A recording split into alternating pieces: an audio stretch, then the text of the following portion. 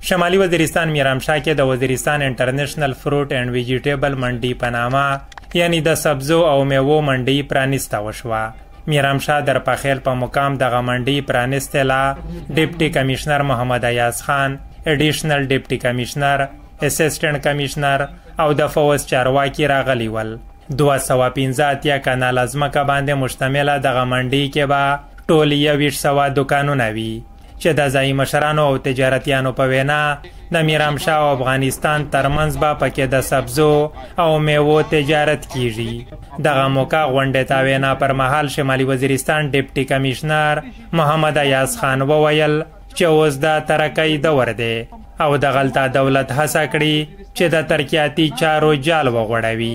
دا کم هغه قبایلي ضلعې چې دي د دې دپاره د 100 اربو نه سیوا روپۍ چې دي نو هغه د دې دپاره مختص دي چې هغه به راځي. په هغې کې به بیا که انتظامیه ده، که فوج دی او که مشران دي، د هر علاقې به خپلې خپلې کمیټیانې جوړېږي. سختې کم وخته کم د مسلو او د مشکلاتو وخت هغه تیر شو.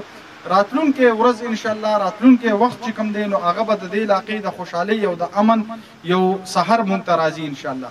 د پرانستې پر مهال ګڼ شمېر مشران او تجارتیان هم راغلي ول.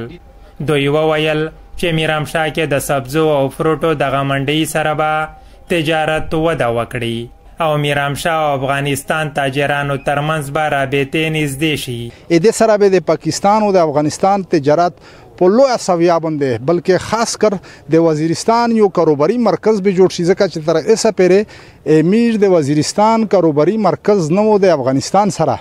الحمدلله چې دا منډي چالو شي او په میش باندې بونډي لاین دغه د وتل نه وتل دغه کولاو شي، نه دا به د پاکستان لپاره یوه لویه د کاروبار ذریعه وګرځوي خالص د وزیرستان لپاره. په لکاو په هزارهاوې خلک میش د پاکستان سره به تجارتي رابطې بحال شي او د پاک افغانستان چې کیم انټرنیشنل ټریډ دا انشاءالله پیش بیا د زبردست اضافه کیږي او د سره به میش غریبون د کیمه بیروزګاری یا کیم نقصانات چې شوي دي د به عضله وشي. د کاندور ټرک پنډیر او الګاډۍ ولا هر قسم مزدور کاروباري تجارتي ټول روزګار به پیدا شي.